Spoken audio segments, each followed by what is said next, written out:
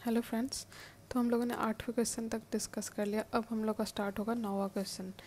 I hope आपने subscribe कर लिया होगा अभी तक, ठीक है, मेरे चैनल को। एंड प्लीज़ लाइक कीजिए अगर वीडियो पसंद आए तो। द 9th क्वेश्चन है जो पार्लियामेंट का control over government and administration in India, वो ज़्यादा थ्योरेटिकल है ना कि प्रैक्टिकल। इस पर डिस्कस करना है। तो हम लोग पहले शॉर्ट नोट लिखेंगे कि कैसे theory doctrine of separation of power है। उसके बाद हाईलाइट करेंगे कैसे पार्लियामेंट्री का control over the government and administration. तीसरा कि वेरियस मोड्स जिसके थ्रू इंडियन पार्लियामेंट एक्सरसाइज करता है कंट्रोल ओवर द एग्जीक्यूटिव। चौथा होगा कि मेंशन करना होगा reason behind ineffectiveness of the same, ठीक है। तो इस तरह से हम लोग करेंगे, इसका अप्रोच होगा। तो पार्लियामेंट और बेसिकली लेजिस्लेचर का जो ये सेपरेशन ऑफ पावर और कन्फ्लिक्ट है उसके बारे में है ये क्वेश्चन। तो जो होगा कि कॉन्स्टिट्यूशन जो है वो इस्टेब्लिश करता है क्या, तो पार्लियामेंट्री फॉर्म ऑफ गवर्नमेंट जिसमें एग्जीक्यूटिव रिस्पॉन्सिबल है टू द पार्लियामेंट, ठीक है। जो मेंबर ऑफ द कैबिनेट है वो चूज़ होता है फ्रॉम लेजिस्लेचर इटसेल्फ। इसलिए कहते हैं कि जो काउंसिल ऑफ मिनिस्टर है वो रिस्पॉन्सिबल है किसको, तो लोकसभा को। और मतलब कि और बाकी जो है जैसे कि कोई भी मिनिस्टर है उसको मेंबर बनना पड़ता है विदिन 6 मंथ, ठीक है।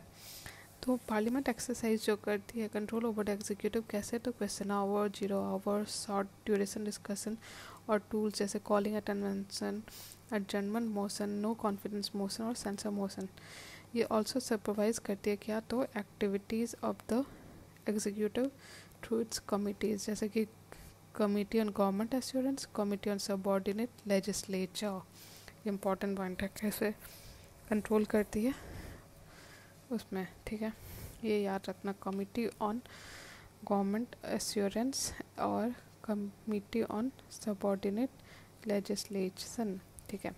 Any legislation to be enacted require approval from a majority of member both houses of the parliament. जो रूल्स एंड रेगुलेशन जो है वो डेलीगेट किया जाता है, वो भी टेबल करना पड़ता है before the parliament for the examination. Parliament जो है वो ऑल्सो एक्सरसाइज करती है क्या, तो बजटरी कंट्रोल और साथ में पोस्ट बजटरी कंट्रोल, मतलब बजटरी भी वो कंट्रोल करती है, ठीक है। Okay, so no tax can be levied और कलेक्टेड ना जब तक कि अप्रूवल ना मिल जाए पार्लियामेंट से। लेकिन रियलिटी क्या है, रियलिटी क्या ऐसा है या डिफरेंस है वो बताना है यहाँ पे। तो रियलिटी जो है वो शायद अलग है, ये आंसर में लिखना पड़ेगा, कैसे बताना पड़ेगा। तो एडमिनिस्ट्रेशन जो है वो ग्रो किया है in volume and the parliament has neither time not expertise to control it, ठीक है। तो एडमिनिस्ट्रेशन बहुत बड़ा हो गया है, ठीक है। पार्लियामेंट्रियंस आर यूजुअली लेमैन, उनको कुछ आइडिया नहीं होता कि क्या क्या डिफ़िकल्टी आते हैं in understanding the demand for grants, जो कि बहुत टेक्निकल होता है, ठीक है। और फिर जो एग्जीक्यूटिव है वो इन्जॉय करता है लेजिस्लेटिव लीडरशिप क्योंकि उनके पास मेजॉरिटी सपोर्ट होता है। इसलिए it plays a significant role in formulating policies and minimising the possibility of effective criticism.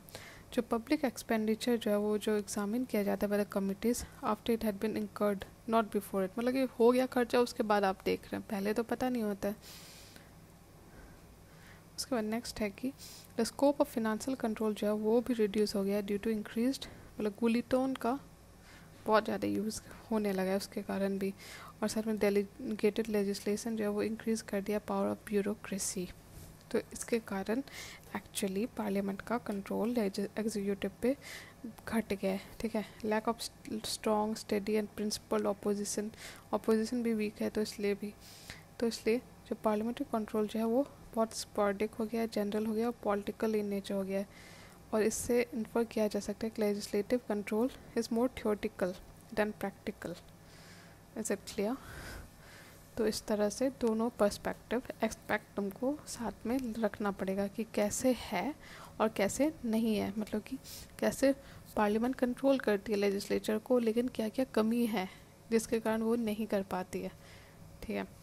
तो इसके साथ मेरा हम लोग ने 9th क्वेश्चन भी डिस्कस कर लिए। अब नेक्स्ट 10th होगा जो कि मैं नेक्स्ट वीडियो में डिस्कस करूँगी। तब तक आप मेरा वीडियो ज़रूर सब्सक्राइब कर लें, लाइक कर दें। Thank you.